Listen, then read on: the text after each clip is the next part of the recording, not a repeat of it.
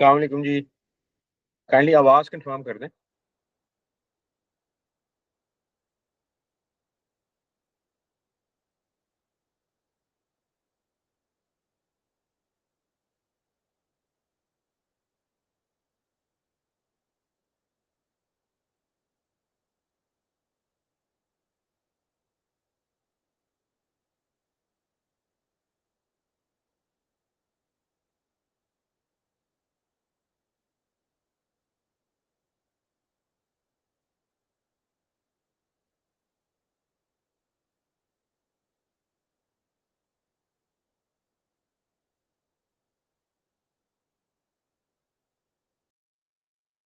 अस्सलाम वालेकुम। Kindly confirm कर दें मेरी आवाज़ ऑडिबल है। कोई भी साथी कंफर्म कर सकता है। वालेकुम अस्सलाम। Yes, we are listening. Okay, thank you very much. बस इंशाल्लाह हम या दो इसे तीन मिनट ऑडिबल है में बिल्कुल। स्टार्ट करते हैं। ओके जी, thank you. Let's start in 2-3 minutes.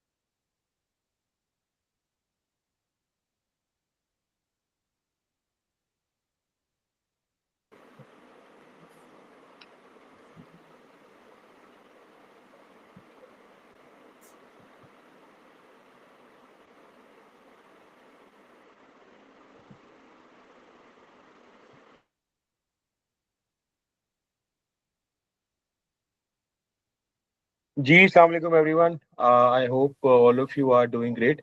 मैं रिक्वेस्ट करूंगा कोई हमारा क्लास पार्टिसिपेंट आवाज़ और स्क्रीन को काइंडली कंफर्म कर दें so that we formally start the session. और मैं ये भी रिक्वेस्ट करूंगा कि आप काइंडली माइक अपना ऑफ रखिएगा। If you would like to ask a question आप हैंड रेज कर सकते हैं माइक ओपन करके क्वेश्चन कर सकते हैं। अभी क्योंकि कुछ साथी आ रहे हैं तो मैं बस चाह रहा था कि हम थोड़ा सा सेटल डाउन हो जाएं, तो काइंडली कंफर्म प्लीज। बुरेरा, अगर आप मुझे बता सके।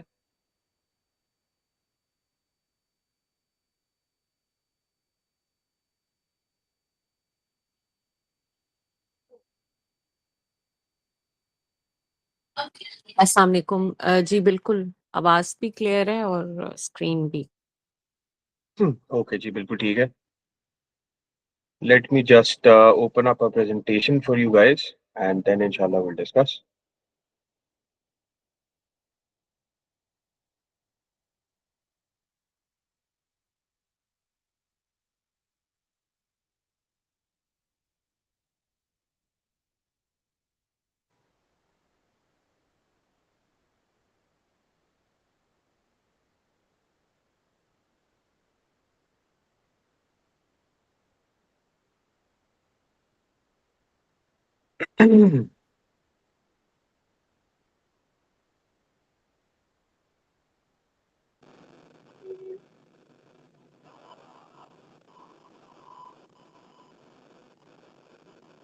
माइक प्लीज ऑफ कर दें। चलो मैं कर देता हूँ। All right. ओके जी, बिस्मिल्लाहिर्रहमानिर्रहीम। Welcome all of you to the session. Thank you very much for the participation. और आप में से कुछ तो साथी ऐसे हैं जिनके साथ पुराना ताल्लुक है, बट कुछ के साथ इंशाल्लाह अभी नया बनने जा रहा है। So let me just introduce my self at first. कुछ अभी हमारे 2-3 मेंबर्स जो हैं वो साथ साथ आ रहे हैं, तो उनको मैं साथ साथ ले रहा हूँ। ऑफिशियली आगाज करते हैं। बिस्मिल्लाहिर्रहमानिर्रहीम। My full name is Rizwan Shahid and as of I am basically fellow member of the Association of Chartered Certified Accountants, certified internal auditor, certified information systems auditor, which is the CISA qualification, जिसके बारे में अभी हम बात कर रहे होंगे, and also certified lead auditor for ISO 9001. And currently I am attached with a national organization, in fact an international organization. It's an industrial conglomerate as vice president of internal audit. And apart from that, I'm an internal audit trainer as well, attached with different professional and corporate forums in Pakistan. तो आज का हमारा basically जो session है, the objective और the purpose of today's session basically was to explore the सीजा qualification. इसको CISA भी प्रोनाउंस करते हैं, सीजा भी प्रोनाउंस करते हैं। It's one is the same thing, does not make a difference. So basically the idea is to explore these qualifications, this global qualification of information systems auditing, या इसको हम इंफॉर्मेशन टेक्नोलॉजी ऑडिट की qualification भी कह सकते हैं। IT audit, IS audit एक दूसरे को कॉम्प्लीमेंट कर रही होती हैं, ये दोनों जो टर्मिनोलॉजीज हैं। सो प्रेजेंटेशन का फॉर्मली हम प्रेजेंटेशन को स्टार्ट करते हैं। It's gonna be like a 10-15 minutes presentation. It's not gonna be a very long presentation कि हम सबके लिए थोड़ा ज्यादा हो जाए। So it's gonna be a handy and brief kind of presentation, and then उसके बाद all of you are most welcome to participate and ask your questions, and after that inshallah we will be coordinating for the upcoming study sessions and the classes that we will be commencing after this presentation inshallah. Moving forward with the presentation everyone, छोटी सी presentation है, इसमें हम qualification का introduction ले रहे होंगे। इसके अलावा जो है एग्जाम की एलिजिबिलिटी की थोड़ी सी बात करेंगे, सिलेबस का हम एक ओवरव्यू ले रहे होंगे, एंड मोस्ट इम्पॉर्टेंटली रिकग्निशन एक काफी इम्पोर्टेंट एंगल है जो राइटली सो उसको हम डिस्कस कर रहे होंगे, एंड फिर हम इसका जो फी स्ट्रक्चर है उसको हम साथ साथ जो है वो डिस्कस कर रहे होंगे। सो आई एम होपफुल के the session is going to be full of information and that you also participate to the best of your questions and the best of your interest in it. और right जी, कहीं पे भी आपको किसी भी तरह का प्रॉब्लम आए तो आप अपना क्वेश्चन कर सकते हैं। अगर आपका कोई क्वेश्चन है जो कि क्वालिफिकेशन से रिलेटेड है, तो उसमें मैं रिक्वेस्ट ही करूंगा सेशन के स्टार्ट में ही कि अब थोड़ा सा क्वेश्चन को होल्ड कर लीजिएगा। वंस प्रेजेंटेशन हमारी तकरीबन 10 से 15 मिनट में मुकम्मल हो जाती है, तो उसके बाद यू आर मोस्ट वेलकम, आप क्वेश्चन पूछ सकते हैं। मैं अपना कॉन्टैक्ट नंबर भी शेयर कर दूंगा, कोई रिस्ट्रिक्शन नहीं है। Just pick up your phone and give me a call, give me a message. आप मुझसे किसी भी टाइम जो है वो कांटेक्ट करके भी जो साथी सेशन में ना पूछ सके या किसी भी वजह से if you feel hesitant to ask a question और for any reason, for example, you are welcome to raise your question anyway towards the end of the session और after the session, कभी भी आप अपना कोई क्वेश्चन वगैरह है वो पूछ सकते हैं। चलें जी, the name is Certified Information Systems Auditor, right? अब अगर मैं नाम को थोड़ा सा डिकोड करूं बेसिकली, सो एक मिनट के लिए हम सर्टिफाइड का जो वर्ड है, जो इसका इनिशियल वर्ड है, उसको जरा साइड पे कर देते हैं और हम जो बाकी नेम ऑफ द क्वालिफिकेशन है उस पर जरा गौर करते हैं। That is information systems auditor, right? तो इसका मतलब क्या है? The qualification encompasses mainly two areas. One is the information systems, which is the major or the bigger area, and then is auditor. So basically इस qualification में हम दो skill sets जो हैं वो डेवलप कर रहे होते हैं। एक है इंफॉर्मेशन सिस्टम्स का एंड देन है हमारे पास ऑडिटर का। अब ये जो ऑडिटर वाला स्किल सेट है बेसिकली ये हम ब्रॉडली तो डेवलप करते ही हैं, but primarily focused on the internal audit side वाला ऑडिट है। But at the same time क्योंकि सिस्टम्स ऑडिट है तो हमारे वो साथी जो कि फर्म से हैं फॉर एग्जांपल, या एक्सटर्नल ऑडिट जो है बैकग्राउंड से है। स्क्रीन विजिबल है बुरैरा? जरा काइंडली बता दें, एक हमारे मेंबर का मैसेज आया है, आई होप विजिबल ही होगी। जी बिल्कुल विजिबल है। ओके, चले अगर हमारे किसी भी मेंबर को प्रॉब्लम आए आवाज में या स्क्रीन में तो मैं एक रिक्वेस्ट ही करूंगा कि आप लीव करके दोबारा फौरन ही दोबारा ज्वाइन कर लें। नॉर्मली एक ग्लिच आ जाता है एट टाइम्स, कभी कभार किसी भी टर्मिनल पे, यानी जो भी यूजर है उसके एंड पे, तो वो उससे ये ग्लिच आमतौर पर रिमूव हो जाता है। So continuing with the discussion, Janab, so that it has two parts. The qualification has mainly two major components. One is information systems and the next one is auditor, right? अब information systems जो है, that it's a big terminology, but primarily it encompasses and covers the aspects of information technology, जिसको हम अपनी आम language में या आम डेली कम्युनिकेशन में हम इसको इंफॉर्मेशन टेक्नोलॉजी या आईटी जो है बेसिकली कह रहे होते हैं।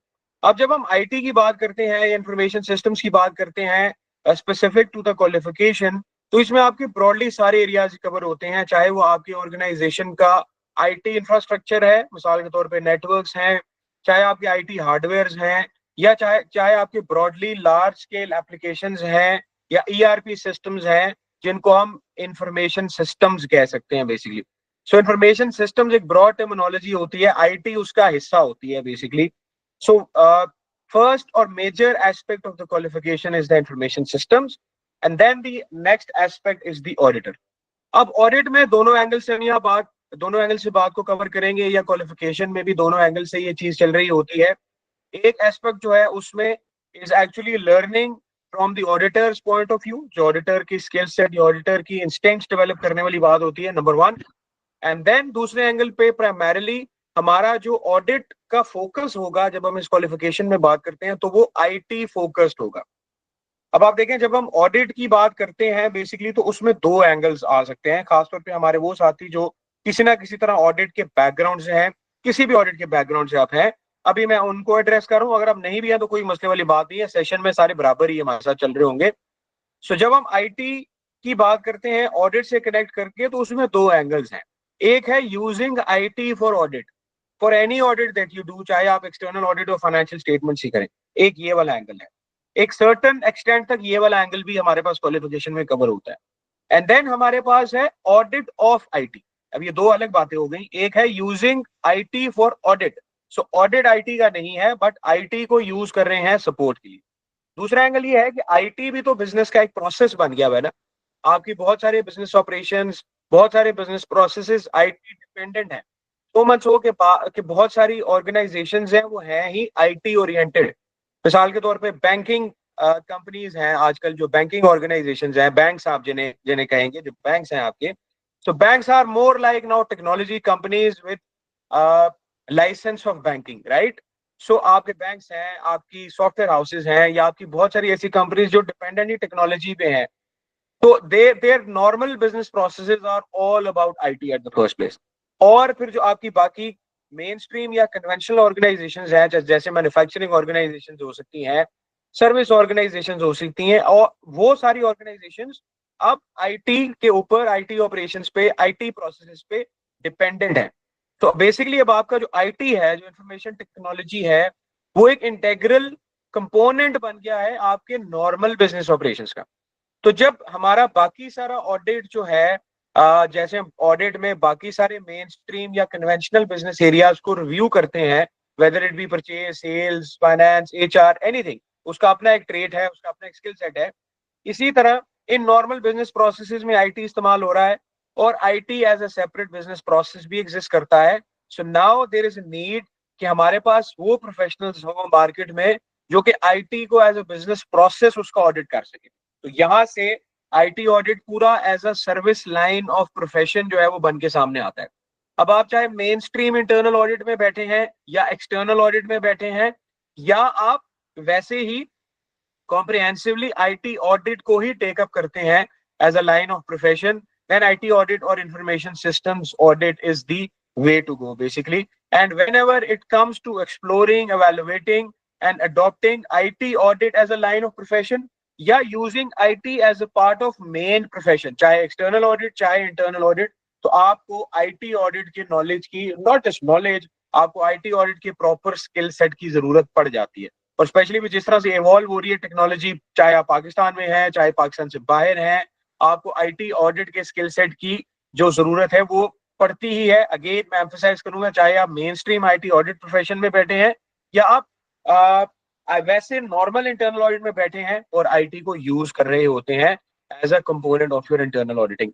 अब जब हम इस क्वालिफिकेशन की इंट्रोडक्शन की बात करें, इस क्वालिफिकेशन के इंट्रो की या इस प्रोफेशनल बॉडी के इंट्रो की, तो बेसिकली जैसे कि हमारे डिस्कशन का या आज के जो सेशन है उसका नाम भी यही है, which is certified information system auditor. That's the name of the qualification, and this qualification is awarded bye information systems audit and control association. इस प्रोफेशनल बॉडी को आप इसाका कहते हैं। और जो इसाका है basically it's a professional body which is based in the United states, but it's a global body of the profession. It's a global body of IT and a global body of IT audit profession. ISACA की as a qualification जो है, ISACA की as a professional body बहुत सारी qualifications हैं। इसमें जो signature qualification है that is this one, जिसको अभी हम currently जो है वो explore कर रहे हैं, that is certified information systems auditor। अच्छा, ग्लोबली इंटरेस्टिंग बात यह है कि CISA is the only globally recognised qualification of the internal audit profession. अब यहाँ पे इंटरेस्टिंग बात ये होगी कि चाहे आप पाकिस्तान में हो, पाकिस्तान से बाहर हो, गल्फ में है, यूएस में, कनाडा में, ऑस्ट्रेलिया साइड में, no matter wherever you go, you don't face any competition from any other professional IT auditing body। अब हमारे खास तौर पे वो मेंबर्स जो कि डिफरेंट अकाउंटिंग बॉडीज से हैं, तो हम ये देखते हैं कि नॉर्मली हर कंट्री की, स्पेशली जो भी दुनिया के मेजर कंट्रीज हैं, उन सब की अपनी अपनी प्रोफेशनल अकाउंटिंग की बॉडी है। मिसाल के तौर पे पाकिस्तान में आई कैप है, इंडिया में ICAI है, institute of chartered accountants of India, Bangladesh की अपनी बॉडी है, सऊदी अरेबिया ने भी अपनी प्रोफेशनल बॉडी बना ली है, ऑल्दो वो रिक्विजिट जो इक्विवेलेंस है वो सारी मेन स्ट्रीम प्रोफेशनल बॉडीज को दे रहे होते हैं। यूएस में जो है वो सीपीए यूएस है, सीपीए कनाडा है, कनाडा में, सीपीए ऑस्ट्रेलिया है, ऑस्ट्रेलिया में। So basically when it comes to working as a qualified accounting professional, you have different accounting body options across the world, right? So you will have professionals coming from ACCA background, ICAW background, ICAP background, Pakistan में further ICMA background। जब आप globally निकलते हैं तो different countries की different professional bodies हैं। South Africa में there is an Institute of Chartered Accountants of South Africa, so these bodies are everywhere। So at a certain point बहरहाल एक सेंस ऑफ कंपैरिजन आज आ सकती है या आ जाती है कि किस प्रोफेशनल बॉडी के अकाउंटिंग प्रोफेशनल्स ज्यादा बेहतर हो सकते हैं या कम बेहतर हो सकते हैं। ऑल आर रिस्पेक्टेबल, अभी ये कंपैरिजन हमारा मौजूद नहीं है, but this is just to give you a perspective that when it comes to having accounting professionals, then we could have multiple accounting bodies. When it comes to having universities, we could have multiple universities across the world। Pakistan में बड़ी universities में लम्स है, IBA है, and then we have different universities. जब आप global arena पे जाते हैं तो फिर आप compete करते हैं दूसरी ग्लोबल यूनिवर्सिटी से। But now when it comes to working as an IT audit professional anywhere in the world, and this you can verify as much time as you want, that when it comes to working as an IT professional in any part of the world, चाहे पाकिस्तान में चाहे पाकिस्तान से बाहर, there is no other professional IT auditing body जिसका इससे कोई comparison या competition बनता हो. तो जब आप सीसा क्वालिफाइड होते हैं और आप काम कर रहे हैं एक्सटर्नल ऑडिट में या आप काम कर रहे हैं इंटरनल ऑडिट में यानी main stream non IT internal audit में, या अगर आप काम कर रहे हैं आईटी ऑडिट में किसी बैंक में या किसी भी ऑर्गेनाइजेशन में, तो being a CISA qualified there is no competition whatsoever that you have to face, क्योंकि you belong to a globally recognized qualification. So that's the best part of basically having this qualification. This qualification was established, it's an old institute now, that this professional body was established more than 50 years ago, and it has 225 chapters now. Chapter ko aap office keh sakte hain. So now you can imagine the scale and size and recognition this qualification has developed over the period of time by producing competent professionals related to this particular professional domain. So as of now, it has more than 170,000 qualified professionals working across the world. And जैसे मैंने पहले mention किया कि it has equal recognition in Pakistan, across GCC countries, USA, Canada, Australia, and even now in the European countries as well. और अगर हमारे कोई class member, हमारा सेशन का मेंबर मूड बना रहा है इमिग्रेशन लेने का, बहुत सारे हमारे मेंबर्स ऐसे होते हैं जो कि कुछ साल गल्फ में लगाने के बाद जो है वेस्टर्न कंट्रीज में जाना पसंद करते हैं, कुछ हमारे यहीं से जाना चाह रहे होते हैं एंड सो ऑन. तो उन हर कंट्री का जो पॉइंट्स का सिस्टम है वो अपना अपना है, उस पर हम कमेंट नहीं करेंगे.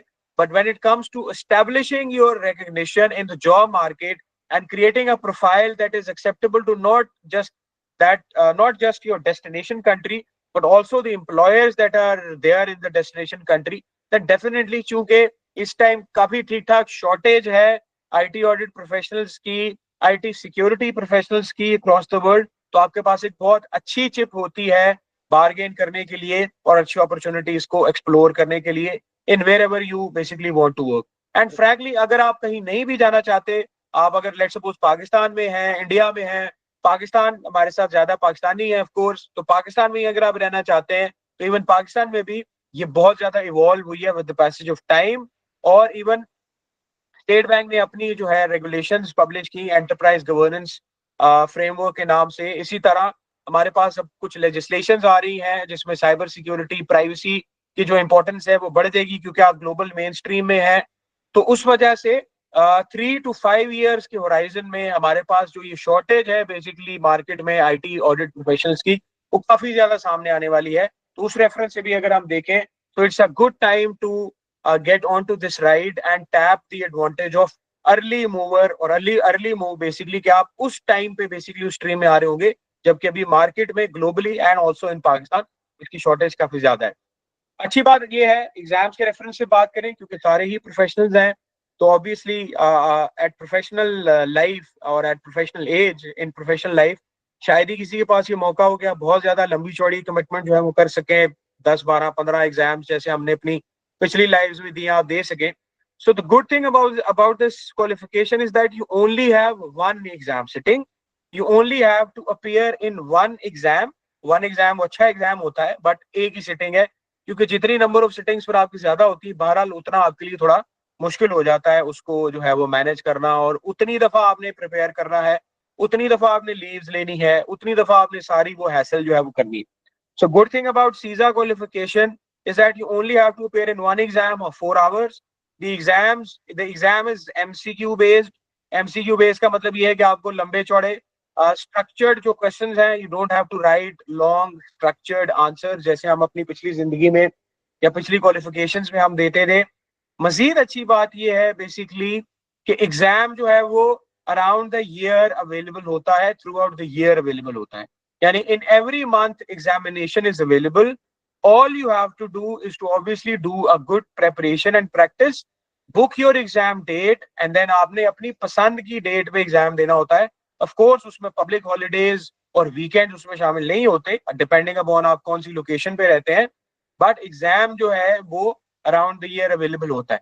अब यहाँ से इस पॉइंट पे दो इंपॉर्टेंट एंगल्स बन जाते हैं. सबसे इंपॉर्टेंट एंगल है फ्लेक्सिबिलिटी. फ्लेक्सिबिलिटी का ऑब्वियसली फायदा ये है जो कि बहुत बड़ा फायदा है कि चूंकि आप एग्जाम साल में कभी भी आप दे सकते हैं।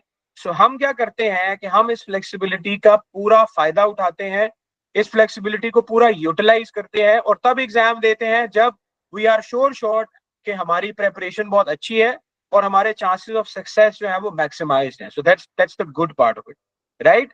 बट इसका एट टाइम्स डाउनसाइड हमारे कुछ मेंबर्स ये उठाते हैं कि वो फ्लेक्सिबिलिटी की वजह से they keep on delaying. For example अभी सितंबर स्टार्ट हुआ है और हम ये करेंगे कि सितंबर में एग्जाम नहीं दिया तो यार अक्टूबर में देते हैं, फिर अक्टूबर में नहीं दे पाए तो नवंबर में देंगे, नवंबर में नहीं दे पाए तो हमें लगेगा कि दिसंबर है, ईयर एंड आ गया है, तो चलो फेब में या जैन में देंगे, मार्च में रमजान आ जाएगा इंशाल्लाह तो फिर ईद के बाद देंगे। And we would keep on delaying it till the point कि हम इसको कर ही नहीं पाते।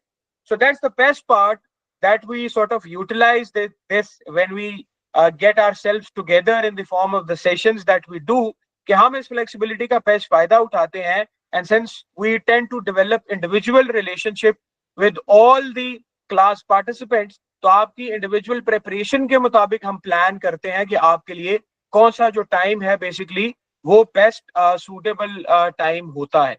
उस चीज को यूटिलाइज करने की हमें अच्छी अपॉर्चुनिटी मिलती है बेसिकली, जिस टाइम पे हमें सबसे ज्यादा फायदा हो हम उसी टाइम पे इसका जो एग्जाम है वो दें। So that's the best part of it. So इस फ्लेक्सिबिलिटी का ही फायदा हमने उठाना होता है और चांसेस ऑफ सक्सेस को मैक्सिमाइज करना होता है। अगली अच्छी बात ये है कि अगर हम एलिजिबिलिटी की बात करें तो अमेरिकन क्वालिफिकेशन है ये, जैसे मैंने पहले बात की, जनरली अमेरिकन क्वालिफिकेशंस ही ग्लोबली रिकॉग्नाइज्ड क्वालिफिकेशंस हैं, चाहे आप किसी भी प्रोफेशनल डोमेन की बात करें। तो इस अमेरिकन क्वालिफिकेशंस में एलिजिबिलिटी का प्रॉब्लम नहीं होता। All you have to do, excuse me guys, all you have to do is to get yourself registered and आपने एग्जाम जो है वो देना होगा। बेसिकली एलिजिबिलिटी का सिलसिला इस तरह से है कि एलिजिबिलिटी में आपकी क्वालिफिकेशन रिक्वायरमेंट नहीं होती और आपकी एक्सपीरियंस रिक्वायरमेंट होती है। एक्सपीरियंस रिक्वायरमेंट का मतलब ये है कि अगर आपके पास कोई भी 5 साल का रेलेवेंट एक्सपीरियंस मौजूद है तो आप एग्जाम के लिए एलिजिबल हैं।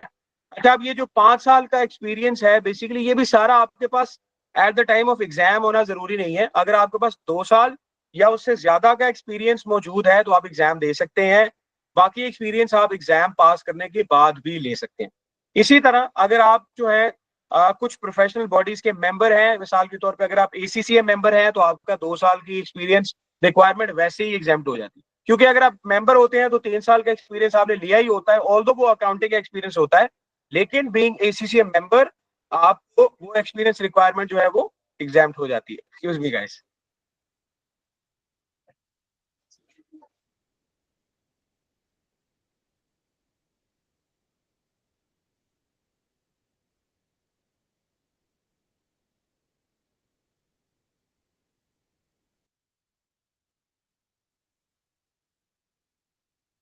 ऑलरेडी तो जनाब एलिजिबिलिटी की हमारी जो डिस्कशन होगी, एलिजिबिलिटी से आगे बढ़ते हुए अगर हम इसके सिलेबस की बात कर लें थोड़ी सी, तो सिलेबस का सीन कुछ इस तरह से है कि हमारे पास सिलेबस में जो है 5 डोमेन्स हैं जो कि हम कवर अप करते हैं। 5 डोमेन्स का मतलब है ये 5 डोमेन्स बहुत जबरदस्त तरीके से या कॉम्प्रिहेंसिवली क्राफ्ट की गई हैं। ऑब्वियसली मैं अभी आज के सेशन में सिलेबस की बहुत ज्यादा डिटेल में तो नहीं जाऊंगा, सेशन थोड़ा सा लंबा हो जाएगा, बट मैं आपको ओवरव्यू जरूर देता हूं जो कि हमारे सामने स्क्रीन पे जो 5 डोमेन्स के नाम जो अवेलेबल है। सबसे पहले हमारे पास है information systems auditing process, then हमारे पास है governance and management of IT, then we have information system acquisition development and implementation, then है information system operations and business resilience, और आखिर में हमारे पास है जो कि हॉट फेवरेट टॉपिक है आजकल के फी जमाना भी और coincidentally my personal favourite topic as well, that is protection of information assets.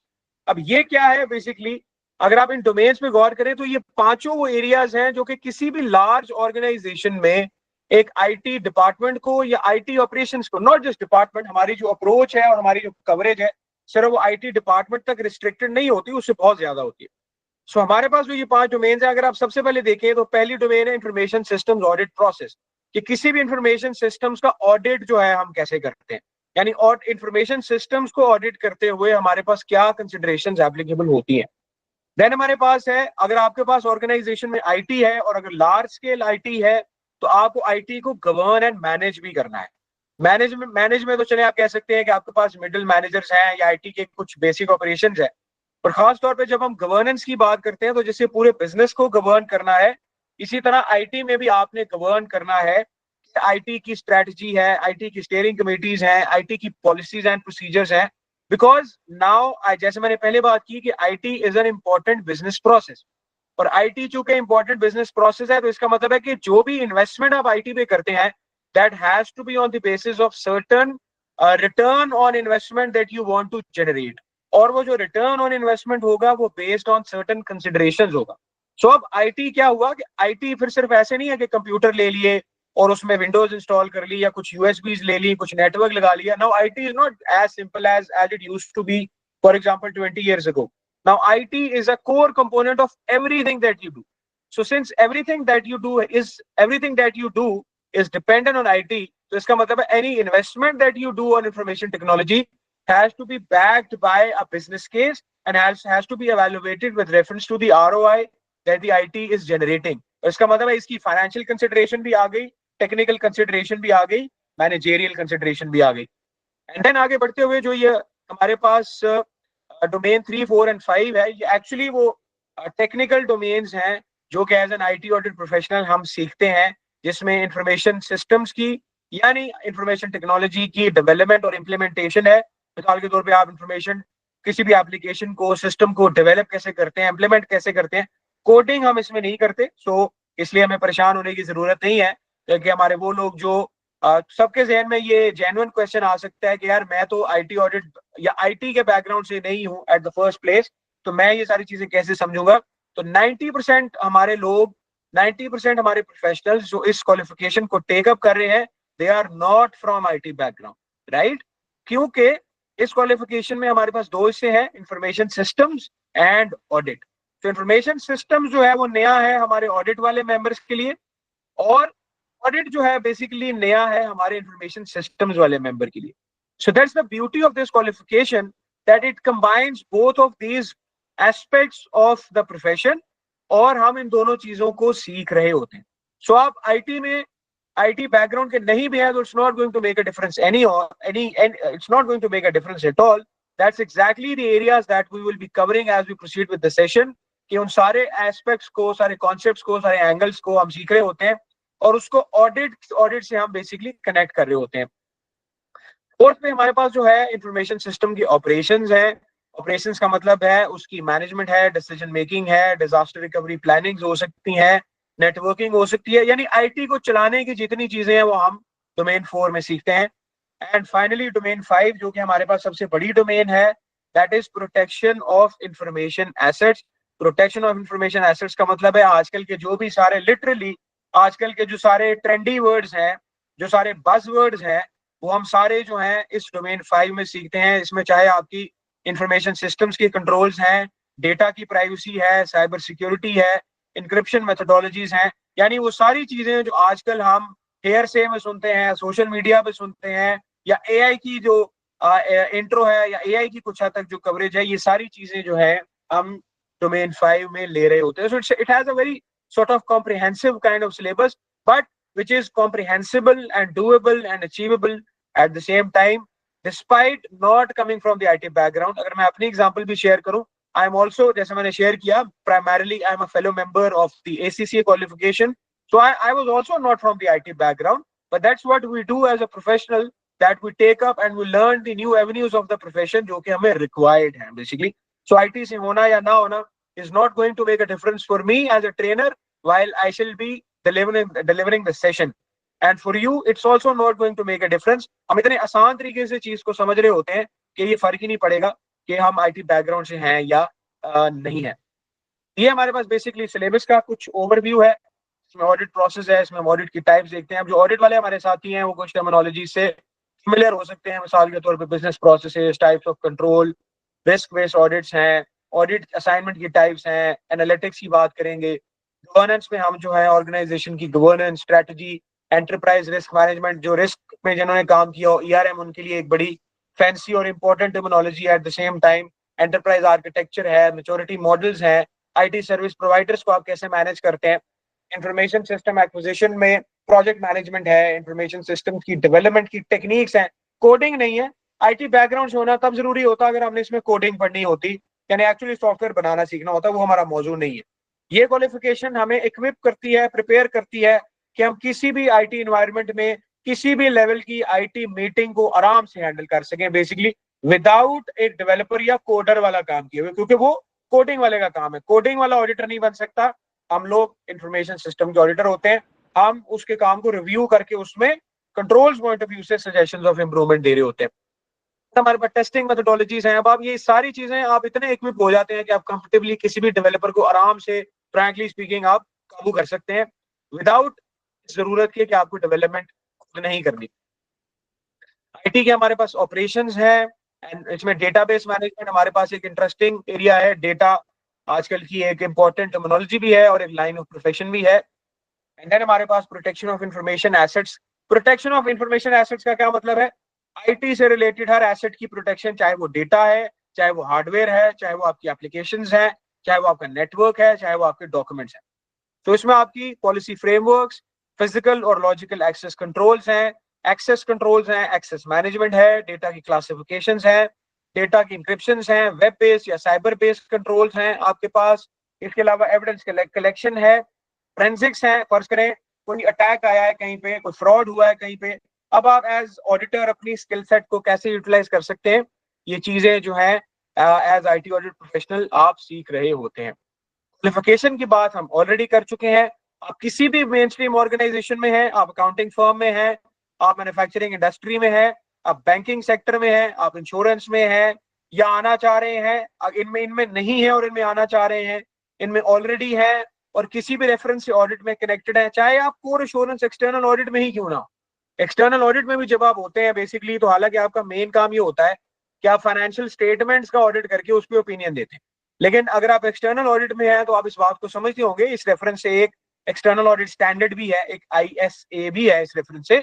जो भी साथी हमारे फर्म से अकाउंटिंग एक्सटर्नल ऑडिट बैकग्राउंड से हैं, वो मेरी बात यकीनन समझ गए होंगे कि जब आप एक्सटर्नल ऑडिट बैकग्राउंड में भी होते हैं तो आपका काम ये है टू एवेलुएट कि क्या फाइनेंशियल स्टेटमेंट में मिसस्टेटमेंट तो नहीं है, क्योंकि आपने इस पर ओपिनियन देना है, और इसके पीछे कहीं किसी बिजनेस प्रोसेस में कोई ऐसी वीकनेस तो नहीं है जिससे फाइनेंशियल स्टेटमेंट में मिसस्टेटमेंट हो जाए।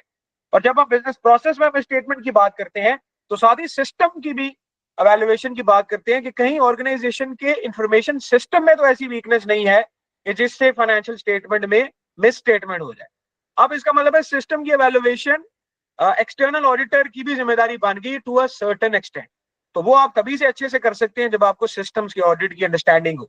इसलिए सारी बड़ी फर्म्स में जब आप सिस्टम की एवेल्युएशन कर रहे होते हैं तो आमतौर पर जो सिस्टम रिव्यू, सिस्टम ऑडिट का डिपार्टमेंट से भी कोई ना कोई एक दो बंदे उनको सपोर्ट कर रहे होते हैं कि वो सिस्टम के एंगल से बता रहे होते हैं कि किस सिस्टम से तो कोई मिसस्टेटमेंट आगे सीप इन नहीं कर देगी फाइनेंशियल स्टेटमेंट में। सो अगेन मैं रेफर करूंगा उन हमारे मेंबर्स को जो एक्सटर्नल ऑडिट बैकग्राउंड के हैं या उसमें काम कर चुके हैं। बाकी अगर आप इंटरनल ऑडिट बैकग्राउंड में ऑलरेडी, तो फिर तो definitely it's a go to qualification. और इसके अलावा अगर आप मैनेजेरियल साइड में हैं, किसी भी कैपेसिटी में इंटरनल ऑडिट में आना चाहते हैं या आईटी ऑडिट में आना चाहते हैं, या ऑलरेडी हैं और ग्रो करना चाहते हैं, definitely that's the growing qualification that could be a very supportive hand in the pursuit of next basically next ladder in the profession और next step in the profession. अगर हम जनाबे वाला इसकी फी स्ट्रक्चर की बात करें, fee structure is quite modest for a global qualification. इसमें हमारे पास एक मेंबरशिप फी है विच इज $145। हमारे पास जो है वो लोकल चैप्टर के मुताबिक, पाकिस्तान में 3 चैप्टर्स हैं, लाहौर, कराची और इस्लामाबाद। चैप्टर को आप आसान लफ्जों में ऑफिस कह सकते हैं। तो पाकिस्तान में आप किसी भी चैप्टर की मेंबरशिप लेंगे $10 से $25, $30 तक उसकी चैप्टर की अपनी फीस होती है, वो साथ आप ऐड कर लें, आप उसकी फी उसमें ऐड कर लेंगे एंड देन आपकी एग्जाम फी होगी। इसमें जो आपकी फी है बेसिकली, ये जो ऊपर वाली 2 फीस हैं, मेंबरशिप फी बेसिकली मेंबरशिप और लोकल चैप्टर फी जो आप मेंबरशिप लेते हुए पे करते हैं, आप पहले देंगे एंड देन उसके बाद आप एग्जाम फी देंगे। यहाँ मैं एक और भी डिफरेंस जो है वो क्लियर कर दूं कि बेसिकली पाकिस्तान और ब्रिटिश क्वालिफिकेशंस में मेंबर का मतलब होता है कि आपने एग्जाम दिया, आपने सारा एक्सपीरियंस लिया एंड देन आप मेंबर बने, राइट। तो जब आप मेंबर होते हैं तो ब्रिटिश और पाकिस्तान क्वालिफिकेशंस में उसका मतलब ये होता है कि आप क्वालिफाइड भी हैं। But when it comes to US qualifications, तो यूएस में मेंबर का मतलब ये नहीं होता, उसमें मेंबर का मतलब डिफरेंट होता है। यूएस में मेंबर का मतलब ये होता है कि आप जस्ट मेंबरशिप फी पे करें और आप उस प्रोफेशनल बॉडी के मेंबर बन गए, दैट्स इट। मेंबर की जो है बेसिकली, मेंबर को बेनिफिट क्या होता है कि आपको जो एग्जाम फी लगती है, एक तो वो डिस्काउंटेड लगती है, और इसके अलावा बहुत सारे मटेरियल्स हैं, बहुत सारी एक्सेस है उनके पोर्टल पे, वेबसाइट पे, जो आपको फ्री ऑफ कॉस्ट मिल जाती है। तो ये मेंबरशिप का फायदा होता है बेसिकली। तो आप जस्ट फी पे करके मेंबर बन जाते हैं। मेंबर का मतलब क्वालिफाइड नहीं होता अमेरिकन क्वालिफिकेशंस में। पाकिस्तानी और ब्रिटिश क्वालिफिकेशन में, पाकिस्तानी में भी इसलिए होता है क्योंकि हमने सारा सिस्टम ब्रिटिश से ही लिया हुआ है। तो पाकिस्तान और ब्रिटिश क्वालिफिकेशन में मेंबर का मतलब है कि आप क्वालिफाइड भी हैं। बट अमेरिकन क्वालिफिकेशंस में member is just like you pay the membership fee and you are a member, and member does not mean that you are qualified. Qualified जब आप होते हैं तो आपको सर्टिफाइड का स्टेटस मिलता है। अब अगेन मैं रेफर करूंगा क्वालिफिकेशन की जो बिल्कुल शुरू का नाम था, अगर हम उसमें आ जाए, ये जो पहला वर्ड है हमारे पास सर्टिफाइड, ये आपको बेसिकली तब मिलता है जब आप एग्जाम पास करके एक्सपीरियंस रिक्वायरमेंट जो भी है वो अप्लाई कर, फुलफिल करते हैं, यानी सबमिट कर दें, तो आपको सर्टिफाइड का स्टेटस जो है वो मिल जाता है बेसिकली। तो जब आपको वो मिल जाता है तो आप सर्टिफाइड इंफॉर्मेशन सिस्टम्स ऑडिटर जो है वो बन जाते हैं। जी जनाब, ये एक ब्रीफ सी आप कह लें कि कुछ इंपॉर्टेंट पॉइंटर्स थे। बाकी जो आपके क्वेश्चंस हो, यू आर मोस्ट वेलकम, आप पूछ सकते हैं। म्यूचुअल कंसल्टेशन इंशाल्लाह हम कुछ अपनी जो डिस्कशंस हैं या सेशंस वगैरह हैं उसकी भी प्लानिंग कर लेते हैं। मोहम्मद एहसन साहब ने जो है वो हैंड रेस किया हुआ है। जी अस्सलाम वालेकुम। वालेकुम अस्सलाम जनाब। जी अच्छा रिजवान, इसमें मुझे दो तीन चीजें पूछनी है। हम्म, नंबर वन, कि हमारा ये कोर्स जो है इसका ड्यूरेशन क्या है, नंबर ठीक वन। है।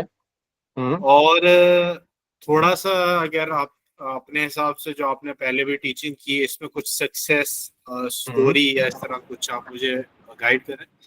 बिल्कुल ठीक और है। तीसरी चीज, मैं एज अ कंसल्टेंट हूँ, as an partner of audit firm, hmm, तो मेरे लिए सीसा के बाद क्या एवेन्यूज हैं कि जिनको मैं एज अ कंसल्टेंट एक्सप्लोर कर सकता हूँ या अपने क्लाइंट्स को दे सकता हूँ। क्वेश्चंस और भी हैं, लेकिन मेरे ख्याल में शायद वो और भी चलिए पार्टिसिपेंट, ठीक। तो जी जी, no issue no issue no issue. एक तो आपने ड्यूरेशन का बोला, क्योंकि इसमें जो सिलेबस का साइज है, या आपके लिए पिछले तकरीबन पिछले कुछ सालों से हमने एक स्कीम जो है with experience sort of device की है। तो इंशाल्लाह हमारा जो सेशन होगा that's gonna be around 4 months, जिसमें वी विल बी, क्योंकि इसका एक सिलेबस थोड़ा एक रीजनेबल साइज का, या कह लें कि थोड़े से अच्छे साइज का सिलेबस है। So to make sure that we cover it comprehensively, and also to make sure that you guys absorb it, right? So what we do is that we have 2 classes in a week, जो कि इसी तरह office hours के बाद आमतौर पर रात 9:30 बजे क्लास होती है। तो we have 2 classes in a week, और 4 मंथ्स में हम इसको जो है वो कवर अप करते हैं, नंबर 1। और क्लासेस का मतलब ये है कि चूंकि सभी प्रोफेशनल्स हैं, जैसे आपने बताया आप भी प्रोफेशनल हैं, तो जाहिर है किसी के लिए भी डेली बेसिस पे क्लास के लिए टाइम स्पेयर करना या डेली बेसिस पे टाइम कमिट करना मुश्किल होता है। और तो उस चीज के पेश नजर हम उतना पढ़ते हैं जितना कि हम साथ साथ एब्जॉर्ब कर रहे हो। And by the time 4 months is nothing for a professional qualification in that sense. And जाहिर है हमने एक अच्छी ग्लोबली रिकग्नाइज क्वालिफिकेशन लेनी है, तो उसमें एक रीजनेबल टाइम हमें देना चाहिए। सो 4 मंथ्स के बाद अगर आप 3 to 4 वीक्स का टाइम अपने लिए रिविजन एंड प्रैक्टिस का रखते हैं, देन उसके बाद very comfortably you are good to go to sit and appear in exam and pass that in first attempt. तो ये एक रेलेवेंट क्वेश्चन आपका था, सबके लिए रेलेवेंट था, इसलिए मैंने इसको कॉम्प्रिहेंसिवली एक्सप्लेन कर दिया। नंबर 2, आपने सक्सेस स्टोरीज की बात की। जी बिल्कुल, अल्हम्दुलिल्लाह जो हमारे सेशंस पिछले चलते रहे उसमें हमारे पास जो पास रेशो रही है so far, that has been more than 80%। In fact आपका I know you of course, अभी आप सऊदीया की भी आपका आना जाना रहती है। हमारे सऊदीया में आरएसएम के ये एक प्रोफेशनल है, मैं अलग से आप कहेंगे तो उनकी डिटेल्स भी शेयर कर दूंगा आपके साथ। He has qualified very recently, he lives in Riyadh, in his first attempt he is working with an accounting firm there. So far alhamdulillah we have had a very good success ratio in the sessions. Number 2, number 3 ये कि आपके question को मैं थोड़ा सा tweak करूंगा कि not just as consultant, देखे ना हर बंदे की प्रोफेशनल जर्नी डिफरेंट है। आप अकाउंटिंग फर्म में हैं तो आप कंसल्टेंट हैं, अगर आप किसी कंपनी में फुल टाइम जॉब कर रहे हैं as an employee internal audit में, या किसी फर्म में एज एम्प्लॉई एक्सटर्नल ऑडिट में, या आप किसी बैंक में काम कर रहे हैं, किसी भी ऑर्गेनाइजेशन में आप काम कर रहे हैं, तो उसके लिए आपकी एम्प्लॉयबिलिटी और आपकी जो सेलेबिलिटी है मार्केट में डेफिनेटली वो बहुत ज्यादा एक्सपैंड होती है। जैसे आपने बात की कि आप फर्म में हैं, तो अभी अगर आपके पास एक्सटर्नल ऑडिट के क्लाइंट्स हैं या क्वालिटी रिव्यूज जो के क्लाइंट्स हैं या इंटरनल ऑडिट के क्लाइंट्स हैं, तो डेफिनेटली ये पूरा एक होराइजन है बेसिकली आईटी ऑडिटिंग का, आईटी गवर्नेंस का, आईटी कंसल्टिंग का जो आपके पास पड़ा हुआ है। अभी आई एम नॉट अवेयर कि आप इस पे ऑलरेडी कितना काम करें या नहीं करें, so I won't be able to comment on that. लेकिन जितना भी आप काम कर रहे हैं being a CISA qualified professional, आपकी जो रिकग्निशन है बेसिकली वो जाहिर है राइट अवे एक्सेप्टेबल हो जाती है, रिकग्निशन राइट अवे एस्टैब्लिश हो जाती है। मिसाल के तौर पे अगर मैं अकाउंटिंग प्रोफेशनल हूँ, फाइन, मैं एक फर्म का पार्टनर हूँ, बट मैं एक्सटर्नल ऑडिट के लिए तो बड़े अच्छे से अपने आप को पिच कर सकता हूँ, being a chartered accountant, being a qualified accounting professional across the world. But when it comes to pitching my profile और my firm for IT consulting, for IT advisory, for IT governance, for cyber security, then मेरी accounting qualification पर उसमें वो comparative as नहीं दे रही होगी, जो कि मुझे उसके रेफरेंस से जो ग्लोबल क्वालिफिकेशन है वो दे रही होगी। सो अब मैं आपके सवालों को कनेक्ट कर दूं नॉट जस्ट फर्म के प्रोफेशनल्स के साथ, बट अगेन चाहे आप बैंक में हैं, आप एक बैंक से दूसरे बैंक अच्छी अपॉर्चुनिटी पे मूव करना चाहते हैं, जैसे मैं मैन्युफैक्चरिंग सेक्टर में काम कर रहा हूँ, आप मैन्युफैक्चरिंग में आप एक ऑर्गेनाइजेशन से किसी और बड़े लार्ज अच्छे बड़े ईआरपी एनवायरनमेंट में मूव करना चाहते हैं, तो this qualification is the way to go, क्योंकि डेफिनेटली जो भी करंट प्रोफाइल माशाल्लाह सारे अकम्प्लिश प्रोफेशनल्स हैं सेशन में, आप में से बहुत सारों को मैं जानता हूँ। सो जो भी लेवल माशाल्लाह आपने अचीव किया है अपनी पिछली क्वालिफिकेशंस और मेहनत के साथ, डेफिनेटली आप उसको स्केल अप कर सकते हैं for next step in the ladder for next move, चाहे वो प्रमोशन की सूरत में हो, चाहे वो जॉब रोल चेंज की सूरत में हो, चाहे वो ग्लोबल मोबिलिटी की सूरत में हो। So I hope that would have answered your question. जी जनाब, मुसाइब साहब हैं हमारे साथ। जी मुसाइब आप पूछना चाह रहे हैं कुछ? अस्सलाम वालेकुम सर। वालेकुम सलाम जनाब। अच्छा सर, मुझे एक चीज़ पूछनी थी कि अगर कोई सीज़ा सर्टिफाइड हो जाता है, उसके बाद इसकी जैसे क्या कह सकते हैं इसको, वैलिडेट जो इसका सर्टिफिकेट है, इसकी हर हाँ। साल कोई प्रीमियम पे करना पड़ता है। अगर किसी ने वो ना पे किया और अगर उसका पीछे से जो है आल्दो के डिफरेंट सर्टिफिकेशंस की तरह वो भी आपकी जो ऑनलाइन जो जी वेरिफिकेशन मैं है समझ गया हूँ आपका क्वेश्चन। जी जी जी वो आप ये पूछना चाह हम रहे हैं कि हर साल क्या पे करना होता है या नहीं करना होता, पर आप ये पूछना चाह रहे जी जी हैं? Okay okay. अच्छा, इसमें क्या है कि आपको यस साल बाद एक सब्सक्रिप्शन पे करनी होती है, और उसमें अगर आप पे करते रहते हैं तो आपका स्टेटस एक्टिव रहता है, अगर आप पे नहीं करते तो आपका स्टेटस इनएक्टिव हो जाता है, और उसमें फिर आपको बॉडी जो है वो 3 साल देती है कि आप उसको फीस पे करके रिएक्टिवेट कर लें। लेकिन मैं आपको अब ये है, एक है देखें कॉन्सेप्चुअल बात और थ्योरेटिकल बात और by policy, right? By policy yes you have to pay, but practically बहुत सारे लोग हैं जो पे नहीं करते। पे करना अच्छा होता है, मैं पे करता हूँ, और डेफिनेटली जब आप क्वालिफिकेशन करके मार्केट में जाते हैं कि आपको इतना कम्पिटिटिव एज और इतना जंप वैसे ही मिल जाता है आपके रेवेन्यू स्ट्रीम में, अर्निंग स्ट्रीम में, चाहे आप फर्म में है, चाहे आप एम्प्लॉयमेंट में है, जॉब में है, कि आपको के लिए वो जो है वो आपके लिए पे करना मुश्किल ही रहता है। वो एक $150 की अमाउंट हो, 150 या 120, मैं इस वक्त मिस कर रहा हूँ, या 120 है या 150 है, बट चलें जो भी है, आपको वैसे ही इतना कंपेटिटिव एडवांटेज मिल जाता है कि वो साल बाद एक अमाउंट पे करना does not make it difficult for you at all, number one. So by policy आपको देना चाहिए, number one, but by practicality बहुत सारे मेंबर्स हैं जो नहीं देते, and it does not make a difference. But again जाहिर है चूंकि हमारा एक फॉर्मल सेशन है ये, तो मैं ये नहीं कहूंगा कि आप ना दे, बट अगेन वो देना ना देना इन अ वे आपकी एक पर्सनल चॉइस बन जाती है। देखें, आप क्वालिफिकेशन करते हैं, अच्छी अपॉर्चुनिटी पे लैंड करते हैं, अच्छा जमशम आप ले लेते हैं, सर्टिफिकेट आपको इशू हो चुका है, आपके पास ओरिजिनल सर्टिफिकेट है, आपने कोई फेक नहीं किया हुआ, आपने कोई उसमें कोई अगेन कोई ऐसा कोई दोनों आप सीसा है, नंबर वन। बट यस, इसको एक्टिव रखने के लिए आपको पे करना चाहिए। मैं 3 प्रोफेशनल बॉडीज का मेंबर हूं, मैं तीनों के पे करता हूं, सो यस करना चाहिए, अच्छा है। बट अगर आप नहीं भी करते तो एम्प्लॉयमेंट मार्केट में इसका कोई फर्क नहीं पड़ता। तो ये आपकी बात का जवाब होगा। जी जनाब, हमारे साथ हैं जी असद अली साहब। अच्छा दोस्तों, अभी इंशाल्लाह आज जैसे कि फ्राइडे है, तो इंशाल्लाह फ्रॉम नेक्स्ट फ्राइडे हम अपनी जो स्टडी सेशंस हैं वो स्टार्ट कर रहे होंगे। हमारे जो मेंबर्स उन क्लासेस को ज्वाइन करना चाहें, आप जस्ट अपना फुल नेम और जीमेल एड्रेस मुझे व्हाट्सएप कर दें। मेरा व्हाट्सएप नंबर सबके पास होगा ही, बट मैं चैट में भी लिख देता हूँ। अभी सेशन के बाद मैं एक फॉर्म शेयर कर दूंगा, उसमें जो है आप अपनी इंफॉर्मेशन फिल भी कर सकते हैं, क्योंकि ये तो जनरल ग्रुप है, फिर एक एक्सक्लूसिव ग्रुप बन जाएगा, तो उसमें मैं आप लोगों को ऐड कर लूंगा। तो you are most welcome to join from the upcoming classes onwards. मैं एक गूगल फॉर्म शेयर कर दूंगा, उसको फिल कर दीजिएगा। इन द मीन वाइल आप अपना जो फुल नेम और जीमेल एड्रेस है, जीमेल या ईमेल, कुछ भी, कोई और ईमेल हो वो भी कर सकते हैं, कोई पाबंदी नहीं है जीमेल की, तो आप जस्ट मेरे साथ शेयर कर दें, so that I can comfortably add you in the other group and take you on board. जी बिलाल नासिर, अस्सलाम वालेकुम। बिलाल नासिर साहब, अच्छा ये कौन साहब हैं जिन्होंने माइक खोला है? Sorry I just missed. आपने अभी मेरा जी नाम असद, लिया था, sorry. असद अली। जी जी असद, जी असद। अच्छा रिजवान, मैं ये जानना चाह रहा था, बहुत सारे जो कोर्सेज होते हैं थ्योरेटिकल एस्पेक्ट से काफ़ी डीपली होते हैं, बट प्रैक्टिकली उनका इतना ज़्यादा फ्लेवर्ड नहीं होता।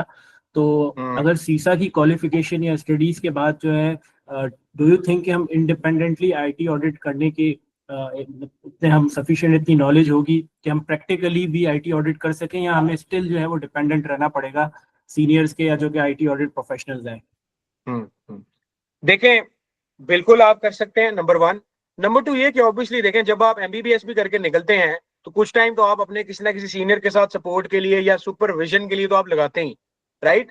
बट अगर आप ये कह लें कि आप बिल्कुल, आप कह सकते हैं नेसेंट स्टेज में हैं, बिल्कुल आप प्री मैच्योर स्टेज पे, तो ऐसा नहीं है।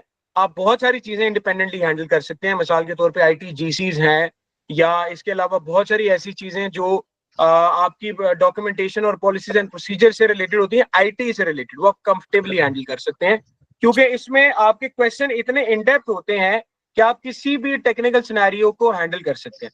बट यस, अगर मैं अपनी बात में ये कह दूं कि किसी एक्सपीरियंस के साथ काम करने की अहमियत खत्म हो जाती, तो ऑब्वियसली यार वो तो दुनिया में किसी प्रोफेशन में ऐसा नहीं होता। सो प्रिंसिपली आपकी बात का जवाब ये है यस, एंड डेफिनेटली फिर उसके बाद आप किस तरह के लोगों के साथ काम करते हैं, उनसे आपको कितना अच्छा सीखने को मिलता है। ऑब्वियसली वो चाहे आप आईटी ऑडिट में हो, चाहे आप मेडिकल में हो, चाहे आप लॉ फर्म में हो, खैर है, उसकी अपनी एक अहमियत अपनी जगह रहती ही है। तो आपकी बात का मेन आंसर ये है कि ये क्वालिफिकेशन है ही प्रैक्टिकल एस्पेक्ट से, यानी ऐसा नहीं है कि आप सिर्फ किताबी बातें करते हैं और रटा वगैरह मार के आप फॉर एग्जाम्पल पास कर लेते हैं। इसलिए आप देखिए कि जो एग्जाम का स्ट्रक्चर है वो एमसीक्यू बेस्ड है। एमसीक्यू बेस्ड का मतलब ये है, अपेरेंटली आप कह सकते हैं यार ये तो एमसीक्यू बेस्ड है, कोई मसला नहीं, एमसीक्यू बेस्ड बहुत आसान होते हैं, कोई इशू नहीं है, एमसीक्यू बेस्ड में तो आंसर सामने होता है। बट यही उसका सबसे बड़ा चैलेंज भी है कि आंसर सामने है, फिर भी सही आंसर को क्रैक करना और सिलेक्ट करने के लिए आपको certain practice, certain knowledge, certain conceptual depth की जरूरत होती है, जो कि obviously proper learning and practice के साथ बेसिकली आपको मिल रही होती है। तो इस ये है ही प्रैक्टिकल एस्पेक्ट से, ऐसा नहीं है कि हम सिर्फ कुछ दैट्स इट, और उसके बाद हम बिल्कुल किसी मीटिंग में बैठ के तो हमारे ऊपर से बातें जा रही, ऐसा नहीं है। जी आई होप असद आपका आंसर क्वेश्चन आंसर हो गया होगा। जी perfect, thank you so much. जी बिलाल नासिर साहब, अच्छा आप अपना दोस्तों फुल नेम और ईमेल एड्रेस काइंडली व्हाट्सएप कर दें, मैं सेशन के बाद एक फॉर्म शेयर कर दूंगा, उसको भी प्लीज फिल कर दीजिएगा। जी बिलाल नासिर साहब। हाँ रिजवान, एक्चुअली मेरा सवाल ये था कि मेरे पास जो क्वेश्चंस हैं तो उसमें पासिंग, जिस तरह फॉर सीआईए वी नो कि 80% पासिंग होता है, कितने क्वेश्चंस होता है। I think I miss that part, I joined a little late, तो वो थोड़ा सा मुझे अच्छा, बता सकते जी हैं? जी जी जी जी जी बिल्कुल बिल्कुल। अच्छा, इसमें जो रिक्वायर्ड पासिंग मार्क्स हैं, एक तो मैं ये थोड़ा सा शेयर कर दूं, बहुत सारे साथियों के लिए ये नई इन्फॉर्मेशन हो सकती है कि जो जितनी भी मेन स्ट्रीम अमेरिकन क्वालिफिकेशंस हैं जस्ट लाइक सीसा, उसमें जो है बेसिकली जो एग्जैक्ट पासिंग स्कोर है बेसिकली वो शेयर नहीं किया जाता। अमेरिकन क्वालिफिकेशंस में स्केल्ड स्कोर का इस्तेमाल किया जाता है, यानी आपका जो पासिंग मार्क्स हैं वो डिटरमिन होते हैं on the basis of a scaled score. Scaled score का क्या मतलब है, ये इंटरेस्टिंग पीस ऑफ इंफॉर्मेशन है इसलिए मैं शेयर कर रहा हूँ। स्केल्ड स्कोर का मतलब ये होता है कि हर, बस करें मैं और आप अगर एग्जाम दे रहे हैं, लेट्स सपोज एक ही एग्जामिनेशन सेंटर पे एक ही टाइम और डेट पे मैं और आप एग्जाम दे रहे हैं, मेरे पास जो एग्जाम खुलेगा मेरे स्क्रीन पे वो फर्क होगा। एग्जाम एग्जामिनेशन सेंटर्स में होते हैं जो कि दुनिया के हर बड़े शहर में मौजूद है, ये भी एक इंपॉर्टेंट चीज थी, तुम बातों में आ गई सो मैंने मेंशन कर दी। तो फर्ज करें मैं और आप अगर इकट्ठे एग्जाम दे रहे हैं तो मेरे पास कुछ और एग्जाम खुलेगा, मेरे पास कुछ और सेट ऑफ क्वेश्चंस खुलेंगे, 150 क्वेश्चंस हैं, 4 आवर्स में करने हैं, मेरे पास कुछ और क्वेश्चंस खुलेंगे, आपके पास कुछ और क्वेश्चंस खुलेंगे। मेरे पास जो क्वेश्चंस खुलेंगे वो क्वेश्चंस हैं based on research of previous exams and previous candidate. मिसाल के तौर पे मेरे पास एक क्वेश्चन है, अब वो वाला क्वेश्चन मुझसे पहले मुख्तलिफ एग्जाम्स में आ चुका है और उसके ऊपर जो आंसर्स थे उस मुख्तलिफ कैंडिडेट्स के वो इसाका ने नोट डाउन किए हुए और उस क्वेश्चन की स्केलिंग की हुई है कि ये क्वेश्चन आसान की कैटेगरी वाला था या मुश्किल की कैटेगरी वाला। इसका फैसला वैसे करते हैं कि फर्ज करें एक सवाल है, सबने ठीक किया हुआ है तो आसान है, सबने गलत किया हुआ है या ज्यादा ने गलत किया हुआ है तो मुश्किल है। तो उन्होंने बेसिकली एक बैलेंस्ड पेपर बनाना होता है, जाहिर है बैलेंस्ड पेपर जिसको एक अच्छा वेल प्रैक्टिस कैंडिडेट आराम से पास कर सके। तो आमतौर पे आपका जो coming back to the specific answer, कि जो इसाका बताता है वो ये है कि आमतौर पे आपने जो मार्क्स लेने होते हैं या जो स्कोर आपको आता है वो 450 से ज्यादा स्कोर हो आउट ऑफ 800 तो आपका एग्जाम पास कंसिडर होता है। इसका मतलब ये है कि कोई भी कैंडिडेट जो फेल हुआ है उसका स्केल स्कोर जो है 450 से कम आता है उसकी रिजल्ट शीट, राइट। लेकिन अब वो ये 450 out of 800 does not mean कि सिर्फ ये 55% मार्क्स लेने और आप पास कर दें, ऐसा नहीं है। हम लोग जो सेशन में टारगेट करते हैं सक्सेस लेवल या आप कह लें कि आपका जो एक्यूरेसी रेट है इन प्रैक्टिस क्वेश्चंस वो 75% एंड अबव को करते हैं, क्योंकि अगर आप 70% एंड अबव अचीव कर रहे हैं प्रैक्टिस में और एग्जाम भी इतना आप ठीक कर लेते हैं तो आप श्योर शॉर्ट कंफर्टेबली पास होकर निकलते हैं। इसाका ये कहता है बेसिकली कि it has to be more than 450 out of 800 या 450 आउट ऑफ 800 बेसिकली। तो लेस देन 450 आउट ऑफ 800 पे आप फेल होते हैं ऑन अ स्केल स्कोर। बट ये स्केल स्कोर उस तरह को मैट्रिक एफएससी वाला फॉर्मूला नहीं है कि 800 में से 450 नंबर ले लें तो आप पास हैं। वो based on toughness level of exam होता है जो कि हर किसी का थोड़ा थोड़ा वेरिएबल होता है। अब ऐसा भी नहीं है कि एक कैंडिडेट का बहुत मुश्किल होगा एक कैंडिडेट का बहुत आसान होगा, ऐसा नहीं होगा। बैलेंस पेपर होता है और दूसरा ही कि जिसका थोड़ा सा मुश्किल होता है based on research of questions उसका रिक्वायर्ड पास रेट सिस्टम में कम हो जाता है, यानी वो कम क्वेश्चंस भी ठीक करेगा तो पास हो जाएगा क्योंकि वो क्वेश्चंस बेस्ड ऑन रिसर्च है। जिसका जो एग्जाम है वो थोड़ा सा आसान होता है based on again the research, उसका जो रिक्वायर्ड पास रेशियो है वो थोड़ा सा बढ़ जाता है, बट अगेन वो एक काफी मॉडरेट लेवल या मैनेजेबल लेवल पे होता है। सो दैट्स द एग्जैक्ट आंसर, जो कि जाहिर है थोड़ा सा एक्सटेंसिव आंसर है क्योंकि इसमें मैट्रिक एफएससी वाला या हमारी अकाउंटिंग क्वालिफिकेशंस वाला फॉर्मूला नहीं है कि 50 आउट ऑफ 100 ले लिए तो आप जो है वो पास हो जाती है, ऐसा नहीं है। जी जनाब नबील अब्बास साहब। बिलाल आपका क्वेश्चन हो गया आंसर? मेरा एक और भी सवाल था। अच्छा मैं एक दूसरे मेंबर से ले लूं, मैं आपसे रिक्वेस्ट करूंगा। No problem. बिल्कुल जी नबील अब्बास साहब। अस्सलाम वालेकुम रिजवान जी। वालेकुम आई होप यू आर सलाम। Doing well. अल्हम्दुलिल्लाह। Just a couple of questions. एक तो इसमें सीसा की फीस क्या है आपका, आपके जो ट्यूशन चार्जेस हैं व्हाट आर दोस, एंड जो स्टडी मटेरियल है where does that come from, आप देते हैं सीसा से लेना पड़ता है and how does that work? चलें दैट्स अ गुड क्वेश्चन, मैं बिल्कुल आपको एक्सप्लेन कर देता हूं। इसमें जो सीसा की यानी इसाका जो प्रोफेशनल बॉडी है उसकी जो फीस है मैं बिल्कुल वो स्लाइड मैं दोबारा खोल लेता हूं। देखिए ये है आपकी वो टोटल फी जिसमें आप आसानी के लिए 150 आप मेंबरशिप फी लगा लें फॉर एस्टिमेट 145 प्लस 10 ये चले 155 160 लगा लें एंड 575 आपकी एग्जाम फी है। ये आप इसाका को डायरेक्टली पे करते हैं, अपने कार्ड से पे कर सकते हैं। मुझसे आपको इसमें यानी कोई गाइडेंस चाहिए होगी जब आप एग्जाम फी पे करनी होगी, मेरा कार्ड यूज करना चाहें कर लें, कोई मसला नहीं। So I am always there for any kind of support. So that's the ISACA fee that you pay, number 1। जो सेशंस की हमारे फी है that is quite modest, that's 35,000। और चूंकि हमारा सेशन 3 से 4 महीने चलता है तो वो आप 3 इंस्टॉलमेंट्स में भी 3 इक्वल इंस्टॉलमेंट्स में भी आप जो है वो पे कर सकते हैं, नंबर 2। नंबर 3 ये कि हमारे पास जो complete study and practice material है, जो required study and practice material है कॉम्प्रिहेंसिव, वो फ्री ऑफ कॉस्ट मैं सेशन में खुद ही शेयर कर रहा होता हूँ। So you do not have to buy और arrange the study and practice material from anywhere. उसकी detail I will share separately, but यानी जो भी आपको प्रेपरेशन के लिए काफी शाफी आपको स्टडी एंड प्रैक्टिस मटेरियल चाहिए that will be there in the examination. You will not have to arrange or search or buy that from anywhere. So that's included in the session. ठीक हो गया जनाब? जी थैंक यू। Thank you. जी जिया हुसैन साहब को मैं ले लेता हूँ क्वेश्चन उनका। जी जिया साहब।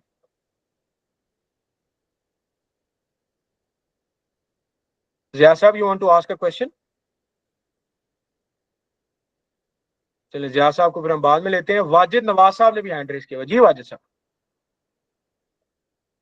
Next Friday से इंशाल्लाह we'll start, so you can just drop me your full name and email address in the WhatsApp message and inshallah I'll take you in a separate group.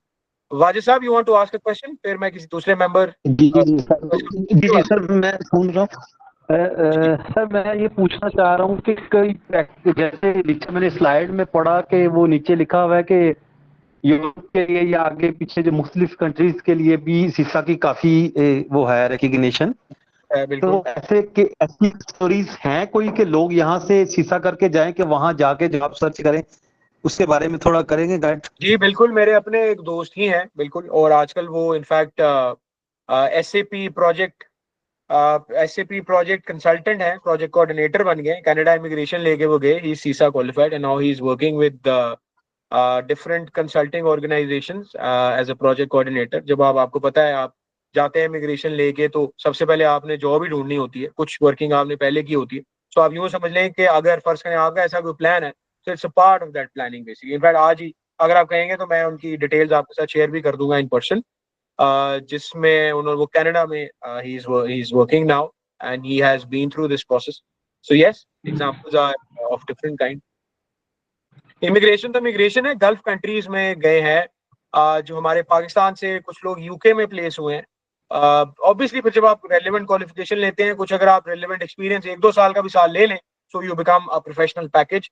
और यूके में direct placements हैं जो कि सीसा qualified professionals की आजकल हो रही हैं different. There are so many examples that you can check on LinkedIn even, अगर आप उसको फॉलो करें।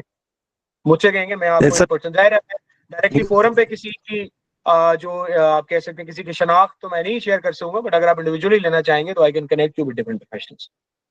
जी बहुत शुक्रिया सर, बहुत शुक्रिया। जी नो प्रॉब्लम, नो प्रॉब्लम।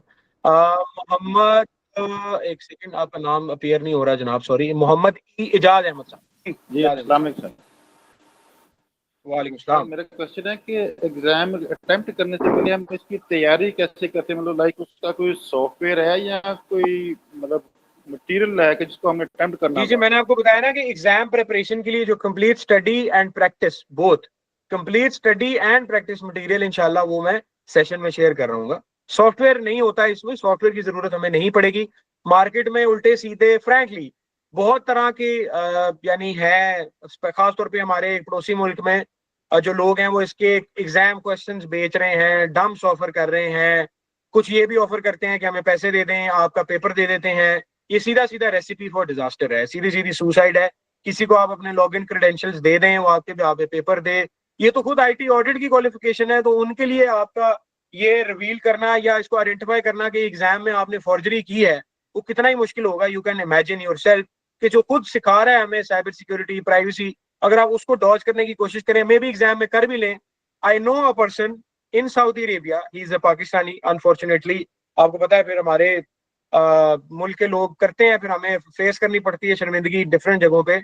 उन्होंने इस तरह किया, उन्होंने एग्जाम किसी से करवाया और एग्जाम हुआ, और एग्जाम इनिशियली रिजल्ट में पास आ गया, बाद में एग्जाम स्टेटस रिवोक हो गया, ब्लॉक हो गई, प्रोफाइल आईडी ब्लॉक हो गई, फीस भी गई, पेपर भी गया। तो जाहिर है वो कौन सा है नहीं शेयर कर सकता।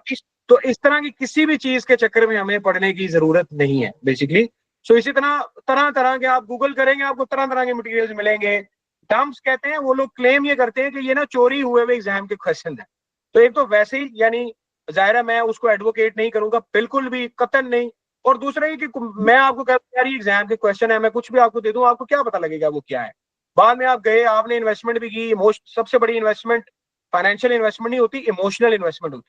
आपने टाइम की और इमोशनल इन्वेस्टमेंट की और बाद में पता चला यार आपके साथ फ्रॉड हो गया है, तो फिर उसका कोई फायदा नहीं है। So we have to stick to the genuine thing, we have to stick to the genuine plan, जिसमें हम जो है वो जेन्युइन तरीके से ही पढ़ते हैं और रेलेवेंट जो हमारे पास सपोर्टिंग स्टडी एंड प्रैक्टिस की एरिया की मटेरियल है उसको हम यूज करते हैं बेसिकली। वो डिटेल्स इंशाल्लाह मैं अलग से शेयर करूंगा। उसमें हमारे अपने कुछ क्लास नोट्स हैं जो कि बहुत ज्यादा हेल्पफुल होते हैं, बहुत ज्यादा स्पॉट ऑन किस्म की वो नोट्स हैं जिससे आपको डायरेक्टली हेल्प मिल रही होती है क्वेश्चंस को सॉल्व करने में। लेकिन वो नोट्स हैं, वो ऐसा नहीं है कि वो किसी पेपर के सवाल हैं। जी लाइक इसमें जब हम अपनी वो सेल्फ असेसमेंट कर रहे होते हैं तो उसके साथ फिर उसकी आंसर कीज भी होगी साथ। जी डेफिनेटली यार, मतलब देयर इज नो पॉइंट कि आपके पास क्वेश्चंस हो और उसके प्रैक्टिस क्वेश्चंस के प्रैक्टिस आंसर्स ना हो ताकि आप अपने आप को वैल्यूएट ना कर सकें, वो तो उसका तो फायदा नहीं है फिर। अच्छा जी, हमारे पास हैं जनाब बिलाल जफर साहब। जी बिलाल साहब, वालेकुम सलाम जी। अच्छा, मेरा ये क्वेश्चन था कि जैसे आपने बताया कि 3 से 4 मंथ का ये सेशन होगा, is there any way we can do on a fast track within a month or something? और दूसरी चीज ये है कि आप जो नोट्स वगैरह यानी कि जो मटेरियल शेयर करने की बात करें, वो क्लास टू क्लास शेयर होगा या वन गो में पहली क्लास में आप मटेरियल और प्रैक्टिस क्वेश्चन शेयर कर देंगे, then we can prepare if you want to do within a month or we can attempt? यार जी जी जी, क्लास टू क्लास होता है, लेकिन अगर आप वन गो में फर्ज करें लेना चाहें तो आप आ सकते हैं। लेकिन अगर आप फर्ज करें एक ही महीने में करना चाह रहे हैं तो मैं जरूर आपसे इंडिविजुअली डिस्कस करना चाहूंगा कि आप इतना जल्दी में, या why are you being so hasty, क्योंकि देखिए आपने बहरहाल कॉस्ट की इन्वेस्टमेंट करनी है, टाइम की, एनर्जी की इन्वेस्टमेंट करनी है, तो ज्यादा वर्थवाइल होता है कि हम थोड़ा सा टाइम लगा के कर लें। Point number 1। पॉइंट नंबर 2 ये कि बाज दफा खासतौर पे हमारे वो साथी जो पाकिस्तान से बाहर हैं, जिनको वीजा वगैरह के बाज दफा मसाइल बन जाते हैं या जॉब का इशू बन जाता है, तो अगर कोई बैकग्राउंड है और उस वजह से आप जल्दी करना चाह रहे हैं तो देन डेफिनेटली फिर आपका एक जेन्युइन रीजन है, तो आप मेरे साथ अलग से डिस्कस कर लीजिएगा, मैं आपको गाइड कर दूंगा। और अगर आप जल्दी करना चाह रहे हैं तो उसके लिए भी एक मैकेनिज्म है, दैट्स अ सेपरेट स्ट्रीम जिसमें आप प्रिपेयर कर सकते हैं, तो वो I will guide you on that as well. So normally मैं इतनी जल्दी का रिकमेंड नहीं करूंगा, क्योंकि जब आपने करना है तो जो यार एक क्वालिफिकेशन का जो मुनासिब वर्थवाइल टाइम है वो तो लगाना चाहिए ना, अनलेस कि आपकी कोई मजबूरी है और आपके पास अब आपके पास कोई चॉइस नहीं है, तो फिर it's a separate thing, I will guide you on that as well, no problem. मतलब प्लान किया जा सकता है। कोई किसी और साथी का भी कोई ऐसी प्रेफरेंस है, रिक्वायरमेंट है, you can consult that with me in person on that, इंशाल्लाह I will guide you accordingly and then you can do that. Okay, thanks जी, थैंक यू जी। रेहान बदर साहब,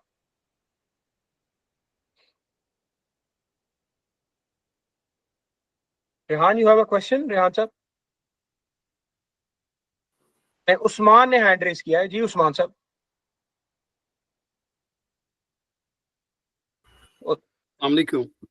वालेकुम अस्सलाम जनाब।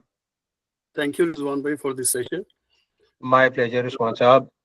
मेरा क्वेश्चन ये है कि आफ्टर पासिंग द एग्जाम, जो आप अपना एक्सपीरियंस जो उनको सबमिट करवा रहे होते हैं उसके बारे में थोड़ा गाइड करें। जैसे I am a bachelor in computer sciences, तो मुझे स्टिल 5 इयर्स एक्सपीरियंस चाहिए या इसमें यानी इसाका की तरफ से कुछ है? जैसे आपने मेंशन किया है कि आप 2 साल की वो वेवर दे रहे हैं आपको, अगर आप उसमें हैं में, तो एज ए बैचलर्स में वैसे नॉर्मली तो 5 साल का ही चाहिए होता है। फॉर कंप्यूटर साइंसेस थोड़ा सा रीचेक कर लेते हैं, शायद 1-2 साल की कोई एग्जाम्पशन हो। आपका एक्सपीरियंस वैसे, अच्छा मैं एक्सपीरियंस के बारे में एक चीज ये बता दूं कि एक्सपीरियंस कोई जरूरी नहीं है कि स्ट्रिक्ट हो सेंसो आपका आईटी ऑडिट की एक्सपीरियंस होना चाहिए, ये एक इंपॉर्टेंट बात है। एक्सपीरियंस का मतलब ये है आपका accounting, internal audit, external audit, IT audit, compliance, management, कोई भी रेलेवेंट बिजनेस एक्सपीरियंस अगर आपका है, यानी बिजनेस ऑर्गेनाइजेशनल एक्सपीरियंस, तो आप फाइल कर सकते हैं। क्योंकि qualification does not necessarily mean ना कि आपने एक्सपीरियंसेस पहले ही ली हो। क्वालिफिकेशन उन्हें भी तो वेलकम करती है ना जो उस डोमेन में आगे जाना चाह रहे, बट कोई ना कोई रेलेवेंट एक्सपीरियंस लेके आ रहे हैं। अब आप केमिस्ट्री का ले आएंगे तो चले, वो तो नहीं चलेगा, पर फर्ज करें आप बैंक का ले आए हैं, अकाउंटिंग फर्म का ले आए हैं, अकाउंट्स का ले आए हैं, फाइनेंस का ले आए हैं, बिल्कुल मेक्स कंप्लीट सेंस कि आप आईटी ऑडिट को as a line of profession explore कर रहे हैं। सो ये वाले एक्सपीरियंसेस एक्सेप्टेबल है। इसी तरह अगर आप बैचलर्स इन कंप्यूटर साइंस है, आपका आईटी डिपार्टमेंट का एक्सपीरियंस है, नेटवर्क का है, प्रोग्रामिंग का है, आपका किसी ईआरपी इंप्लीमेंटेशन का है, टोटली एक्सेप्टेबल एक्सपीरियंस है, नो प्रॉब्लम एट ऑल। ठीक है उस्मान साहब, थैंक यू। थैंक यू जी। जनाब हनीफ साहब हैं, इनका क्वेश्चन ले लूं, फिर नबील अब्बास का आई थिंक एक क्वेश्चन रह गया था, एंड देन फिर हम सेशन कंक्लूड कर सकते हैं। सर जनाब जी जी हनीफ साहब। अस्सलाम वालेकुम रिजवान साहब, मेरा सवाल ये है कि सीआईए में क्या आईटी ऑडिट कवर्ड नहीं होता? और दूसरा सवाल ये था कि क्या ये लोकेशन बेस्ड एग्जामिनेशन होता है या आप रिमोट से कहीं से भी आप एग्जामिनेशन ऑनलाइन दे सकते हैं? ओके, देखिए सीआईए में आईटी ऑडिट कवर नहीं होता, आईटी कुछ हद तक कवर होती है, आईटी ऑडिट सीआईए में नहीं होता, नंबर 1। क्योंकि CIA is certified internal auditor, CIA and ISACA, IIA global and ISACA both are American bodies, दोनों का आपस में हैंडशेक है कि भाई आपका आईटी ऑडिट डोमेन है और आपका इंटरनल ऑडिट डोमेन है। यस, सीआईए में हम कुछ हद तक आईटी पढ़ते हैं जो कि आपको हेल्प करता है of course, but not to the extent of CISA. ऐसा नहीं है, क्योंकि देखिए ना दोनों का फोटे डिफरेंट है। ये दोनों क्वालिफिकेशंस आप यूं कह लें कि एक दूसरे को बहुत जबरदस्त कॉम्प्लीमेंट करती हैं। तो बेस्ट सिनेरियो ये है कि best of the both worlds कि आप सीआईए और सीसा दोनों ही हो, फिर तो आपके लिए बहुत ज्यादा एवेन्यूज जो हैं वो खुल जाते हैं अल्हम्दुलिल्लाह, नंबर 1। नंबर 2 ये कि आप सेंटर बेस्ड एग्जाम देते हैं, और दूसरा यस होम प्रॉक्टरिंग भी एग्जाम की अवेलेबल है, बट वो कुछ लोकेशंस पे है, कुछ पे नहीं है, और वो बदलती भी रहती है, थोड़ा सा चेक करना पड़ेगा। कुछ अर्सा पहले पाकिस्तान में भी थी, बट करंट स्टेटस उसका मैंने एग्जैक्ट बिल्कुल लेटेस्ट स्टेटस मैंने नहीं लिया, बट मैं वो रिकमेंड नहीं करता। जब आप अपनी मर्जी से घर पे एग्जाम देते हैं और खासतौर पे आप पाकिस्तान में रहते हैं, तो बिजली, इंटरनेट, ये वो, ये सारी टेंशन आपकी है। तो इसलिए मैं पाकिस्तान में तो कम से कम ये रिकमेंड नहीं करता। पाकिस्तान से बाहर यस आप इसको एक्सप्लोर कर सकते हैं। अच्छा सर, एक सवाल और था, जो जी क्या MBA फाइनेंस का ये एक्सपीरियंस सर्टिफिकेशन चल जाएगा इस बिल्कुल क्वालिफिकेशन चल की? जाएगा, बिल्कुल चल जाएगा, नो प्रॉब्लम, नो प्रॉब्लम, बिल्कुल चल जाएगा। Thank you.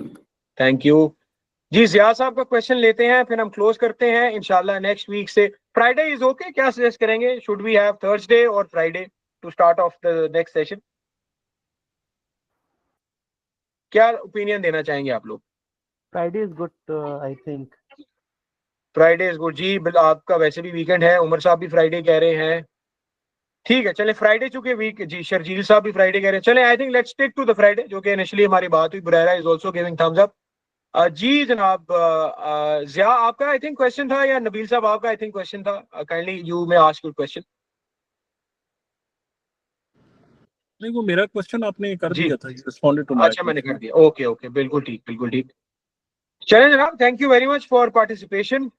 It was a good experience interacting with all of you. अच्छा, दूसरा एक बहुत बड़ा जाहिर है, एक हमें आप कह लें कि एक एडेड एडवांटेज सेशंस का हमें ये होता है कि एक बड़ा अच्छा रिलेशनशिप एक बनता है, जो कि which is not just restricted to the subject we are covering or the qualification we are doing, but also expands beyond that, और एक अच्छा फ्रेंडली रिलेशनशिप जो है वो बन रहा होता है, और जो कि प्रोफेशनली भी बेसिकली एक दूसरे के काम आ रहा होता है, क्योंकि ऑब्वियसली एक बड़ी वेल नेटेड क्लोज कम्युनिटी है। तो आजकल वैसे भी जो है वो अपॉर्चुनिटीज के लिए, जॉब्स के लिए, काम में एक दूसरे की हेल्प के लिए बड़ी एक दूसरे के साथ जो है वो सपोर्ट चल रही होती है। So you will see when you get into the sessions इंशाल्लाह। सो चलें जनाब, signing off from my side. इंशाल्लाह I will see you guys from the next week. और किसी भी तरह का आपका कोई क्वेश्चन हो तो you are always welcome to drop me a message और give me a call any time. अच्छा रिजवान, एक क्विक क्वेश्चन अगर जी जी जी allow सर, me। जी जी प्लीज प्लीज।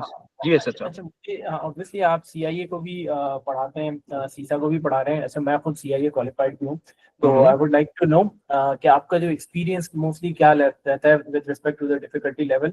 ऑब्वियसली वो एक आपने बताया कि वो टेक्निकल एस्पेक्ट है, सीसा आईटी ऑडिट है, वो डिफरेंट डोमेन्स हैं, बट स्टिल कोई सुपरफिशियली अगर आप बता सकें कि उनकी डिफिकल्टी लेवल्स में कितना डिफरेंस है, या आपका जो नॉर्मली जो देखिए स्टूडेंट डिफिकल्टी लेवल, मैं आपको जी मैं बताता हूँ।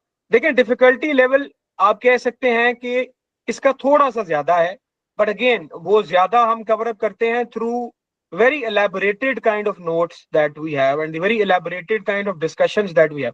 अच्छा, इसको ज्यादा भी मैं इसलिए कह रहा हूँ कि एट टाइम्स ना हमें थोड़ा सा डर भी होता है। अच्छा यार, मैं आईटी से नहीं हूँ, पता नहीं मुझे।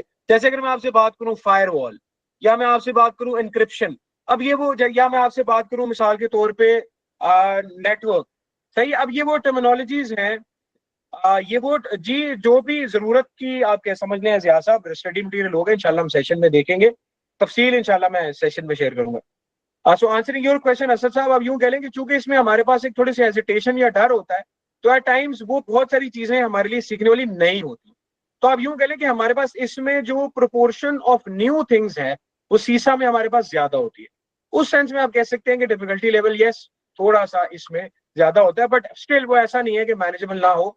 Once we have comprehensive sort of discussion of the concepts, then फिर हमारे लिए उसको क्रैक करना does not remain difficult anymore.